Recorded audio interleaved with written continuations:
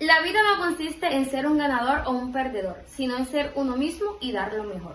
Hoy estará con nosotros la doctora Marian Rojas Estapé con un nuevo podcast.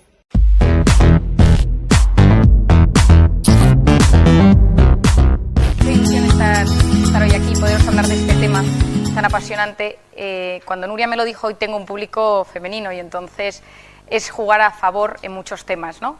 Pero tampoco va a ser una charla feminista, sino que va a ser una charla en por qué somos diferentes. Por qué somos diferentes y por qué somos complementarios, y el rol de la depresión, que sí que es más frecuente en la mujer que en el hombre, estamos hablando de cifras de 2 o 3 veces más frecuente, las causas y qué está pasando en el siglo XXI para que esto se vea cada vez más. Lo voy a enfocar desde varios puntos de vista. Lo primero es que las causas son causas biológicas, hormonales o bioquímicas, debido a neurotransmisores. Por otra parte, hay causas psicológicas y hay causas sociales. El mundo está cambiando mucho y el rol de la mujer ha cambiado mucho y eso, por supuesto, está afectando a su estado anímico. Durante la conferencia no os voy a ir citando los estudios y las investigaciones para no hacerla demasiado larga, pero si alguna de vosotras está interesada, tengo las referencias de todo lo que explico y de todos los datos, ¿no? Lo más importante de todo es saber que somos distintos. La mujer y el hombre es distinto y el cerebro de la mujer y el cerebro del hombre es distinto. Cualquiera de vosotras que está casado, o que tiene hijos, o padre o madre, observa que hay una diferencia. Os diría que la mujer y el hombre tenemos dos hemisferios, el hemisferio derecho y el hemisferio izquierdo. El hemisferio izquierdo es el analítico y el derecho es el de la integración, el de la memoria, el de las emociones. El hombre tiene el hemisferio izquierdo muy desarrollado y la mujer el hemisferio derecho muy desarrollado. Pero lo curioso y lo que hoy en día se ha visto, y hay un estudio en el año 2013 publicado en la Universidad de Pensilvania, es que la mujer tiene más conexiones entre los hemisferios, mientras que el hombre dentro de cada hemisferio, dentro de sus propios hemisferios, tiene mejores conexiones. Es decir, el hombre en el hemisferio izquierdo funciona más rápido, con más fibras, y la mujer funciona mejor de derecha a izquierda. Por eso, yo suelo explicar que el cerebro de la mujer es como un sistema 4G. Constantemente estamos saltando de un hemisferio al otro. El del hombre es un sistema más tipo fax. Es decir, el hombre está viendo un partido de fútbol, está usando su hemisferio derecho integrado en el partido y de repente le dice a su mujer: no te olvides de darme dinero para la compra, hemisferio izquierdo. Entonces, cuando ha pasado un rato, dice: ¿qué me has dicho del dinero? Un hombre no puede escribir un mensaje a la vez que estás manteniendo una conversación. ¿Os habréis dado cuenta? Nosotras sí. Y hacer varias cosas más aparte de mandar el mensaje. Esto no es mejor o peor. El hombre se concentra mejor en una tarea y es capaz de estar en una sola tarea y enfocarse y planificar una acción mejor que una mujer porque se dispersa. El cerebro de la mujer se dispersa mucho más. El hombre, el 90% de los hombres, tiene la gran suerte de tener un cuarto en blanco en su cerebro, en el que se mete de vez en cuando y no piensa en nada. La mujer no. Cuando uno le dice a un hombre: ¿en qué piensas? Nada. No, pero no puede ser. ¿Nada? Un paciente mío que tiene mucha gracia me dice que su gran miedo es que su mujer entre en su cuarto blanco y se lo decore. Cuando nosotros vemos cómo son los hombres y las mujeres, lo primero que tenemos que saber es que el hombre valora el objetivo. Las guerras empiezan los hombres, no las mujeres. Porque la mujer pensaría, y esto es hemisferio derecho, en el proceso. ¿Qué voy a hacer? ¿Cómo lo voy a hacer? ¿Por qué lo voy a hacer? ¿Dónde lo voy a hacer? Y entonces no lo hace. Muchas veces no lo hace o lo pospone o tarda mucho más en hacerlo. El hombre actúa, ejecuta, empieza guerras. Por otra parte, el hombre y la mujer se distinguen en que el hombre separa, ordena, la mujer une. ¿Quién junta las comidas de los domingos? ¿Quién se encarga de llamar, de reunir? El hombre no es el que manda los mensajes para que toda la familia se vea. Incluso organizamos las vidas de la familia política muchas veces sin querer. El hombre se enfoca en puntos, la mujer une, reúne. Os voy a contar una anécdota que me pasó hace 1 año y medio. Estaba yo en barco por Oriente Medio con mi familia y uno de los días en el barco hubo una conferencia y el hombre que impartió la conferencia se presentó como un ex miembro de la CIA. Y él dijo: pues yo trabajé en la CIA y ahora me he jubilado y me dedico a viajar por el mundo dando conferencias. Y su mujer, que también había trabajado en la CIA, estaba en primera fila en la conferencia en el barco, pues que cada día hablaba de algo. Un día habló de Irak, otro día explicó Irán, Afganistán, Siria, Arabia Saudí. Y el último día dijo: mañana, como conferencia de clausura, voy a hablar de cómo encontramos a Bin Laden. Bueno, al día siguiente no cabía un alma en el salón de actos del barco, estaban los camareros, los bailarinas, o sea, estaba todo el mundo escuchando, ¿no? Entonces os voy a contar cómo contaron a Bin Laden. Explicó que cuando ocurrieron las Torres Gemelas, hubo un grupo dentro de la CIA que solo se dedicaba a buscar a Bin Laden. A los 6 meses o al poco tiempo se encontró, se buscó, se fue a por él, pero él se había escapado. Y se tardó 10 años más en encontrarle. ¿Qué pasó en esos 10 años? ¿Por qué se tardó 10 años en encontrar?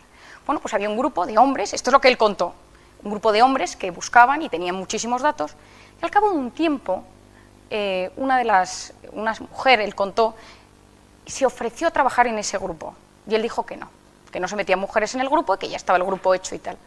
Pero insistió tanto que le metieron. Y entonces le hizo una presentación de todo lo que sabían, pues este dato aquí, esto aquí, tal. Y al terminar, esta mujer dijo, Bin Laden está aquí. Los otros le miraron, perdón, porque si esto es tal, esto es tal, esto se ha dicho que tal. Entonces hizo una conexión de todos los puntos y puso una cruz. Y allí se encontró a Bin Laden. Y él explicaba, yo ahí entendí cómo funciona el cerebro de la mujer. La mujer, todo son conexiones, todo supone, todo ve cosas más allá. El hombre ve puntos, es muy monofocal y ve el punto mejor que nosotras, mucho mejor. Pero la mujer se dispersa y puede llegar a encontrar cosas que el ojo del hombre no ve. Hay que saber también nosotros cómo resolvemos nuestros conflictos. Muchas veces nosotros al principio nos quedamos calladas porque estamos intentando que sepan qué nos está pasando. Pero hay una cosa todavía más importante. Cuando un hombre está mal, se aísla. Y la mujer va y le dice, ¿qué te pasa? Dime qué te pasa. Cuéntamelo. Y el hombre no quiere hablar, se calla. Entonces, cuando la mujer está mal, el hombre piensa, claro, mi mujer necesita su espacio, como yo cuando estoy mal. Y la mujer no, la mujer necesita hablar, y hablar, y hablar, y contarlo, porque la mujer resuelve esos conflictos cuando ya se ha abierto la puerta, hablando. Y muchas veces el hombre lo único que tiene que hacer es escuchar. No decir, bueno, yo opino que podría... No, escuchar. Esto muchas veces en las terapias de pareja, cuando la gente viene, es un desconocimiento de cómo funcionamos los hombres y las mujeres. Los hombres se frustran hoy en día, especialmente, y las depresiones del hombre tienen mucho que ver con los temas profesionales. La mujer, que se ponen tristes, suele tener más con los temas afectivos.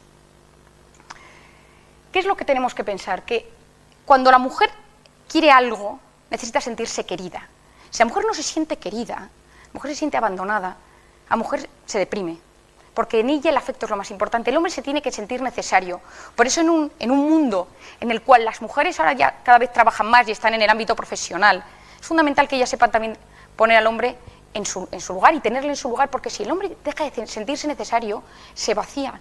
Durante la crisis empecé a ver muchos más hombres que mujeres en mi consulta, que eran hombres que se quedaban en el paro y que si sus mujeres encima trabajaban, en vez de ser una alegría era una humillación, porque el hombre se siente bien cuando se siente necesario.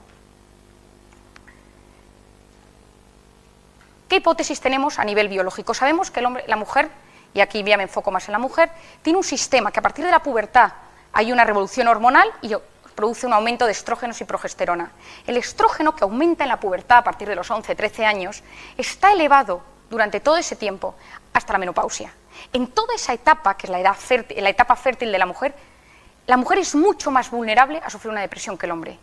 Hasta los 11, 13 años, las cifras hoy en día que se manejan de depresión infantil en los niños son las mismas entre el hombre y la mujer, entre el niño y la niña. Pero a partir de los 13, 14 años se disparan las cifras en la adolescencia. Luego hablaré específicamente del síndrome de tensión premenstrual, en el embarazo, en la lactancia, el posparto, la menopausia, etc. Pero tiene mucho que ver con el estrógeno. El estrógeno, vosotros sabéis que la serotonina es la hormona encargada de la felicidad, del bienestar, del apetito, incluso del dolor. La serotonina se afecta con el tema de la subida y bajada de estrógenos. Son dos hormonas que están íntimamente ligadas. El famoso Prozac, fluoxetina, es un inhibidor de la recaptación de serotonina y que es básico para el estado anímico. Y los estrógenos en la mujer, en esos momentos de fluctuación, alteran los niveles de serotonina. Tenemos una hipótesis psicológica que esta me quiero detener un poco más. Ha cambiado la sociedad. Nosotros, cuando estamos preocupados por algo, segregamos una hormona en nuestro organismo que se llama el cortisol. El cortisol es la hormona del estrés y de la supervivencia. Es decir, que si ahora viene una persona de seguridad y dice fuego, gracias al cortisol salimos corriendo. Pero si nosotros volvemos y nos dicen ha sido una falsa alarma, no ha habido fuego, nosotros nos volvemos a sentar aquí dentro de 15 minutos, tras haber salido corriendo y haber vuelto a entrar, y ninguna se encuentra como ahora. Estamos alteradas internamente, y eso que no ha pasado nada, no ha habido fuego. Pero el cuerpo, el organismo, tanto la mente como el cuerpo lo ha vivido como si hubiera un fuego. Imaginaos que volvéis aquí dentro de un mes, estáis en la siguiente charla y alguien dice, huele a fuego, y vuelve a rememorar lo que pasó la vez pasada. El organismo, solo con sentir eso que está pasando, vuelve a sufrir el mismo pico de cortisol que si hubiese un incendio. Si una enzima ya viene de vez en cuando oliese y piensa, la verdad es que en este sitio hay muchos incendios, y solo con pensarlo, aunque no haya un incendio, ni haya olido el fuego, en ese momento el cerebro desencadena el mismo pico de cortisol. Es decir, este cortisol se genera igual cuando pensamos algo negativo que cuando nos sucede algo negativo. Lo mismo. Se han efectuado pruebas en resonancias magnéticas funcionales, de esas que se meten y se ven colores en el cerebro de la gente, diciéndole a alguien, imagínate que te llaman para decirte que tu padre tenía un infarto. ¿Qué harías? Y en ese momento exactamente se ve una alteración en las zonas de las emociones del cerebro y una subida del pico de cortisol. Si a una persona se le dice, imagínate que te ha tocado la lotería y que has ganado 1 millón de euros, ¿qué harías con ellos? El cerebro segrega dopamina, la hormona de la confianza y de la felicidad. Solo con pensar en positivo, nuestro organismo se altera.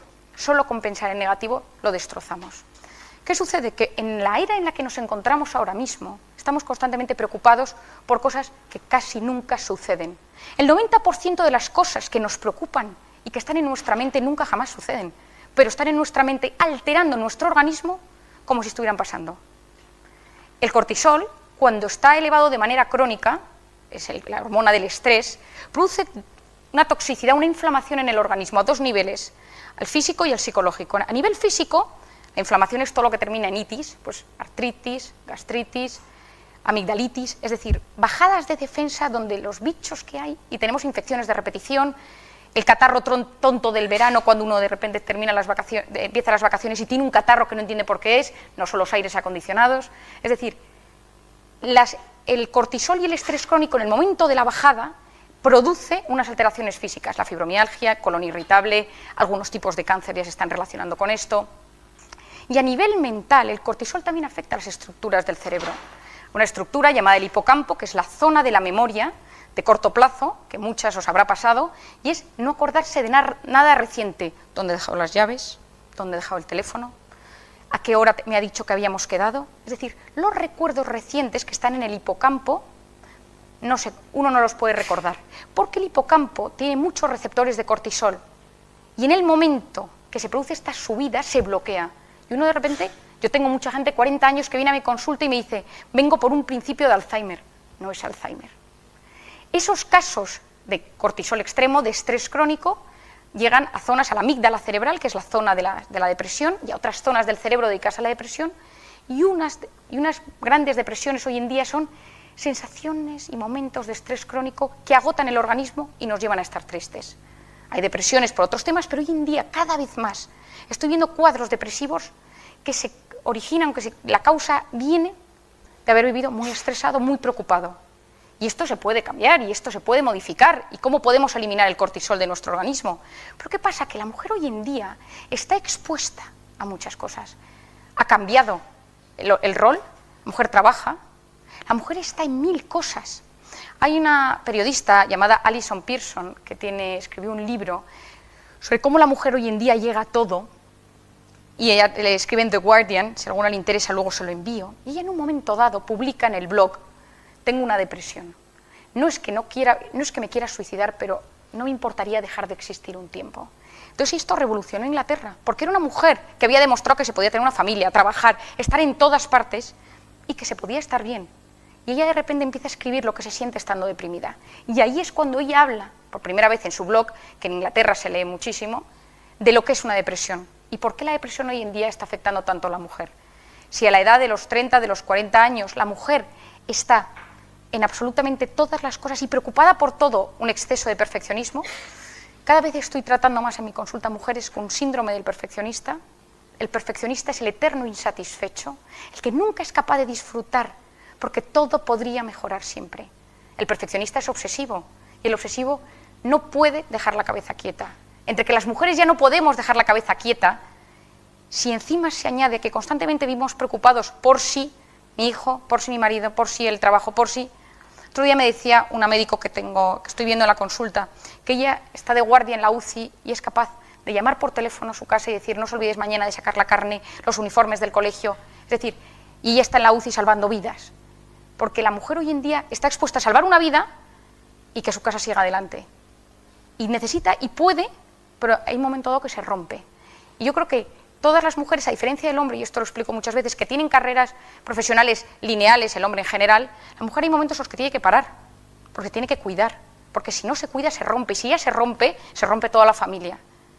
Y como cuando pensaba en las causas y cómo lo quería transmitir, y no quería que fuera una conferencia puramente científica, de hablaros de la serotonina y de cómo el estrógeno y la serotonina están relacionadas, pensaba en esto, ¿no?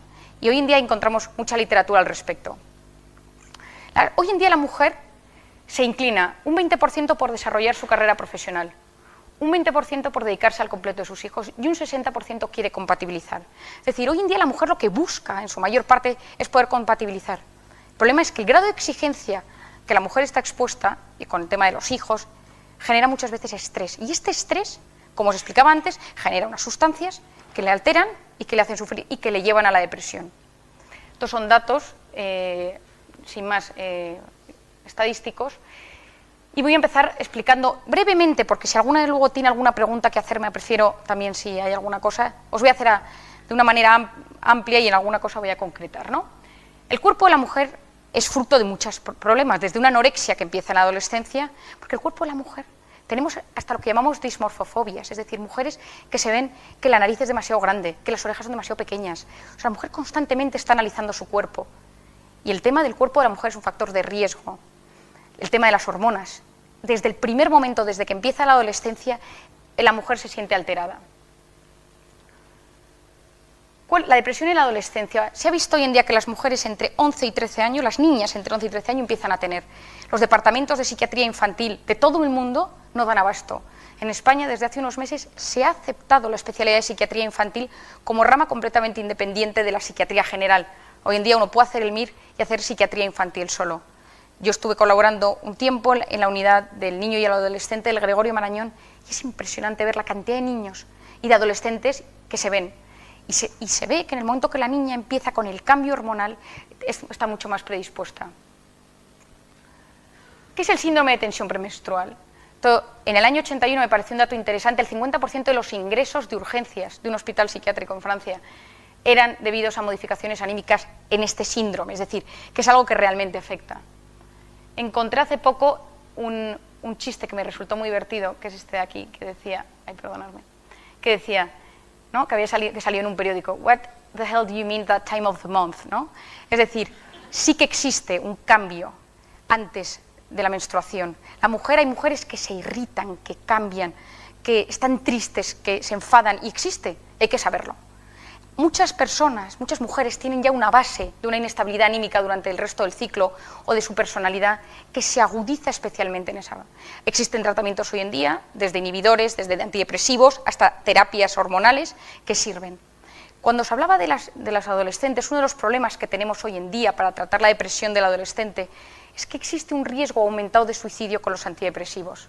Hubo una alerta en Estados Unidos hace unos años y hubo un gran problema, porque se vio que los niños y los adolescentes que empezaban con antidepresivos pronto aumentaban el riesgo de suicidio. Por lo tanto, hay que valorar riesgo-beneficio. En los síntomas físicos del síndrome de tensión premenstrual es importante que cada uno sepa si eso le pasa y si lo pasa a pedir ayuda, porque existen medicaciones muy efectivas. La depresión en el embarazo es algo terriblemente duro cuando uno lo vive como médico, por dos razones. La primera es porque una depresión en el embarazo es peligrosa, tanto para la madre como para el bebé, y por otra parte porque el tratamiento es peligroso. Las dos cosas son peligrosas. Los ansiolíticos y los antidepresivos, cada uno genera una serie de efectos secundarios.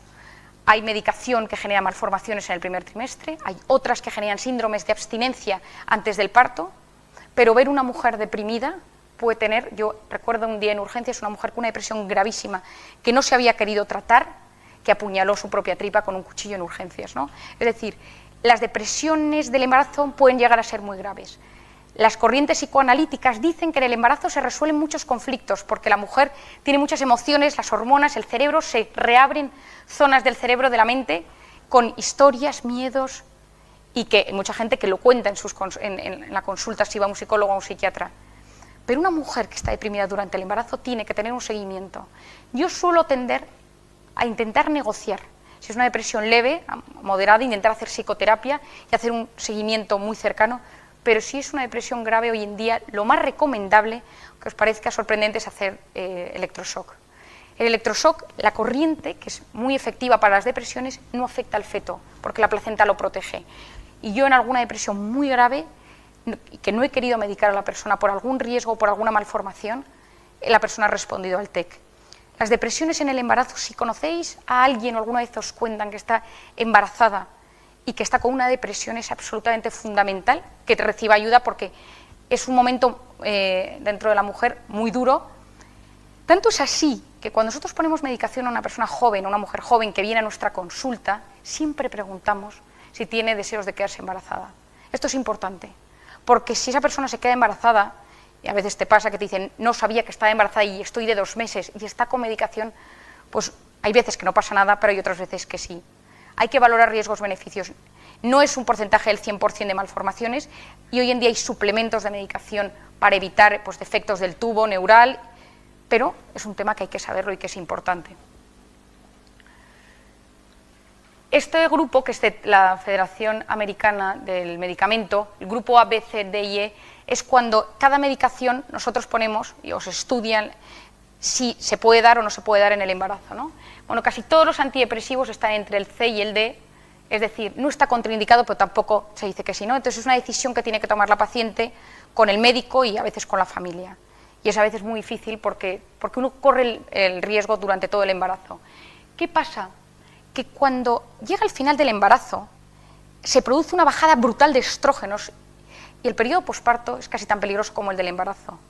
Una persona con antecedentes de trastorno bipolar puede tener una fase depresiva o una fase eufórica de un trastorno bipolar. Lo más grave quizá a lo que nos enfrentamos los psiquiatras son las depresiones psicóticas posparto, que creo que las explico aquí. La depresión psicótica es la sensación, la psicosis es el delirio, salirse de la realidad. Muchas mujeres, la manera en que lo viven, os cuento un caso que tuve hace un tiempo, una mujer que dio a luz, durante el embarazo había pasado un embarazo muy duro, de estrés, había tenido que trabajar, había estado muy triste, había llorado mucho. Y en el momento del parto tuvo la sensación que en el banco en el que ella trabajaba había un complot contra ella. Y entonces ella creía que en el banco le quería robar su hijo. Entonces ella escondía al hijo en su bolso, un bebé recién nacido, y iba al banco nada más dar a luz, pero con el bebé escondido porque tenía miedo que la echaran y que se quedaran con su bebé. Es decir, fue un caso muy grave de depresión psicótica. Ella se salió de la realidad. Cuando alguno, que me parece interesante y si no alguno seguro que me lo preguntáis después, ¿cómo puede afectar una depresión o se afecta la depresión al bebé que está dentro? Hay unos estudios impresionantes hoy en día en psiquiatría perinatal que explican que el vínculo madre-hijo se empieza durante todo el embarazo y en el momento del parto. Hay estudios que se realizaron en la Universidad de Nueva York de madres con su bebé, al que al bebé le ponen cara seria y no le miran. Y el bebé busca a la madre y busca la sonrisa y no la encuentra. Y se ve que se genera en el cerebro del niño el cortisol. Madres que están sonriendo y juegan con sus hijos segregan la hormona del bienestar y de la felicidad.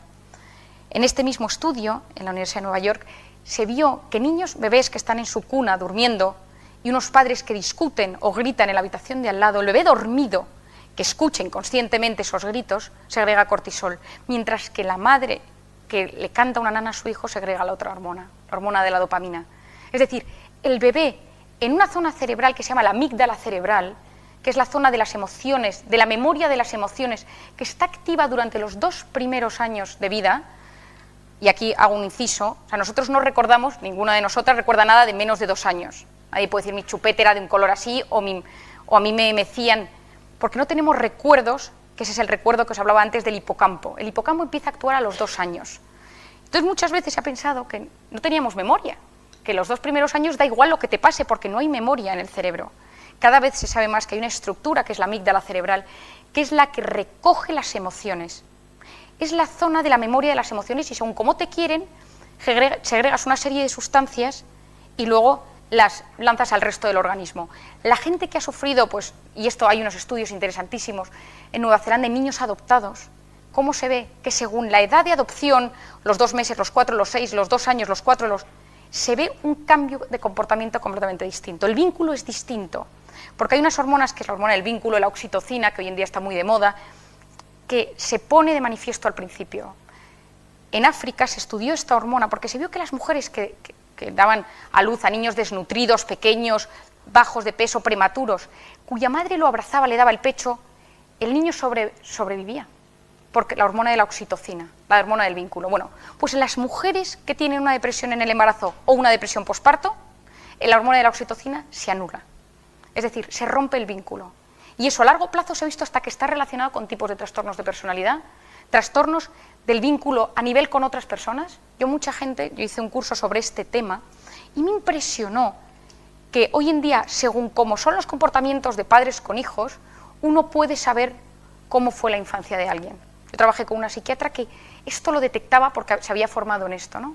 Es decir, los primeros meses en la vida de un bebé son básicos para el futuro desarrollo. Por lo tanto, si estamos hablando de que una mujer da a luz y que da a luz con una depresión y es incapaz de interactuar con su hijo, porque está deprimida, porque le da igual que viva o que el niño, en ese momento el bebé lo percibe. Hoy en día hasta se ha hablado de la anorexia del lactante, que son bebés que no quieren comer, y se ha visto que la anorexia del lactante hay que tratar a la madre, y que cuando la madre está mejor el niño vuelve a comer. Es decir, es importante, parece muchas veces que esto que se contaba antiguamente, hoy en día cada vez más está volviendo. Pues la importancia de que tras el parto dar el bebé lo antes a la madre, sin hacer cosas raras, pero es cierto que las separaciones en los primeros meses de vida o las depresiones en los primeros meses de vida afectan negativamente al niño. La menopausia, ¿no? La menopausia es un momento difícil para la mujer, pero porque ya no solo a nivel bioquímico, sino a nivel psicológico, porque es una ruptura con muchas cosas y es una despedida de otras.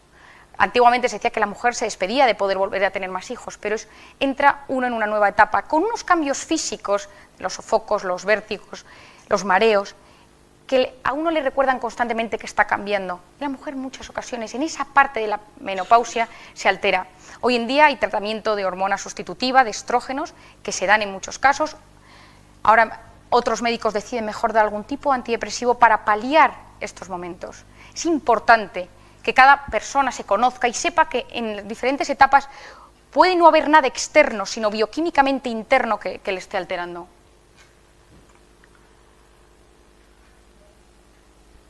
Quiero hacer un inciso sobre las depresiones tras el aborto.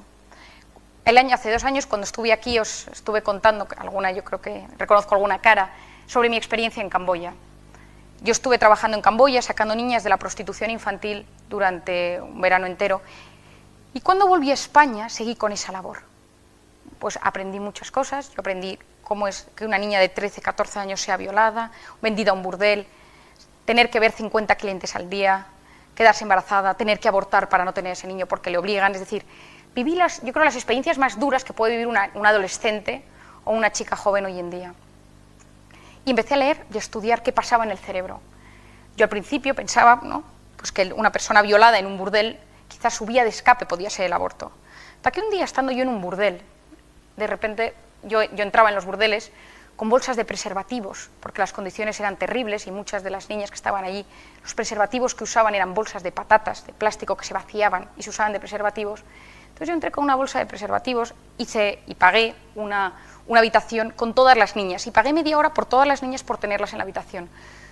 Yo iba como médico humanitaria, entonces te abren las puertas, ¿no? Y yo llevaba 2, teóricamente enfermeros, pero eran 2 personas que me protegían de la organización de la ONG con la que yo trabajaba.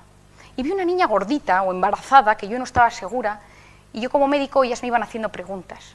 Y una chica me dijo, y yo le dije, ¿tú estás embarazada? Me dijo, sí. Entonces, claro, estaba el chulo delante, tampoco me atreví a preguntar mucho más, me daba pánico la respuesta a la pregunta y la situación, y le dije, ¿de quién es el padre? Me dijo, no lo sé. Le dije, ¿quieres tener el niño? Me dijo, mira, y entonces me cuenta ella, a mí me vendieron aquí hace unos años, y desde entonces pues me han violado, y me he sentido muerta. Físicamente como mujer yo no siento absolutamente nada. Hasta que un día noté que algo había cambiado dentro, me contó la niña, y que algo vivía dentro de mí, y dije, ¿qué me está pasando? Mi cuerpo es distinto, ¿qué le está pasando? Y estaba más feliz, estaba más animada, me levantaba, no lloraba, y le pedí al chulo que me dejara ir al médico, y me dijo que estaba embarazada. El chulo me dijo, tienes dos opciones. El chulo se había marchado, lógicamente, tras esta conversación. O abortar, o seguir con el embarazo, pero seguir viendo clientes hasta el día del parto. Y me dijo, por una vez que siento que vive algo dentro de mí, no lo quiero matar. Esta niña tuvo el bebé y ahora mismo está fuera de ese burdel, ¿no? Con su bebé, bueno, su niña ahora tendrá un par de años. Es decir, yo en ese momento cambió mi percepción. Mucha gente violada, que yo he visto en mi consulta y vi allí en las peores condiciones que yo creo que pueden existir, encontró un sentido a su vida tras una violación. Pero esto es una cosa voluntaria, es una cosa que cada uno cambia según sus propias vivencias y cómo es. Un abuso sexual, que no acaba en un embarazo, marca a una mujer para toda la vida. Es como una cicatriz en la mente de una mujer. A día de hoy yo sigo viendo gente en mi consulta que viene por cualquier tema que de repente me saca y me dice, nunca le he contado a nadie, pero yo tuve un abuso de pequeña.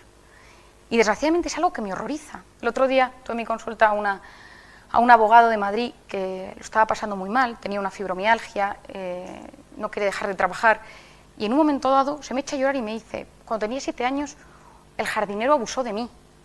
Y me dice, pero nunca se lo he contado a nadie porque tampoco sé si esto es relevante.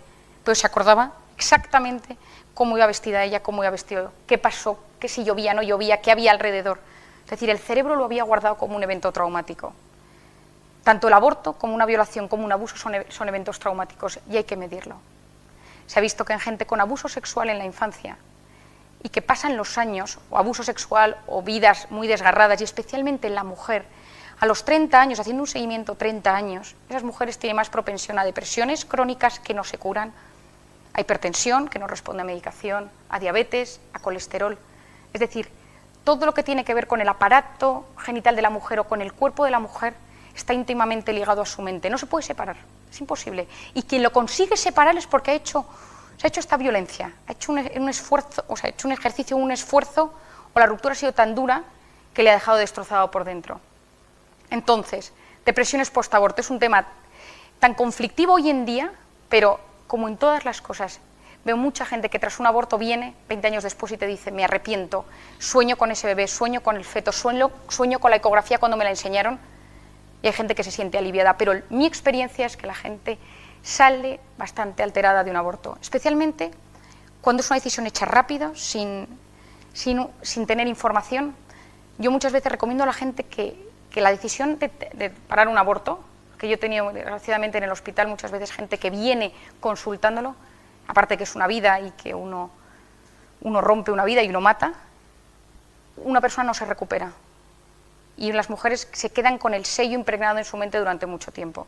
Y a veces no se cura jamás. Y hay sensaciones de culpabilidad toda la vida. Al respecto de esto hay varios artículos y si alguna está interesada tengo un informe muy bueno sobre casos que existen hoy en día y que se están estudiando en España y que estuvieron pues muy en la mesa cuando se planteó la nueva ley del aborto. Las depresiones bipolares, nada que ver, que es lo que antes se llamaba las maníaco-depresivas, son estados de euforia, de hiperactividad, de gente que no para quieta, que no duerme, que durante semanas, y luego fases depresivas. Son distintas, existen en la mujer, existen en el hombre, no son más frecuentes en la mujer que en el hombre, pero muchas veces gente que se le trata de depresiones, que ha tenido muchas depresiones recurrentes a lo largo de la vida, es una depresión bipolar encubierta, que ha tenido alguna fase eufórica a lo largo de su vida y necesita un estabilizador del ánimo. Son depresiones que en vez de ser tratadas con antidepresivos necesitan ser tratadas con otro tipo de medicación que hace que no fluctúe. Y por eso mucha gente que dice, no, es que ha tenido depresiones toda la vida y no responde a ningún antidepresivo. Habría que preguntarse, ¿no? Quizás sea bipolar, puede ser unipolar o bipolar, y eso lo que necesita es un estabilizador del ánimo.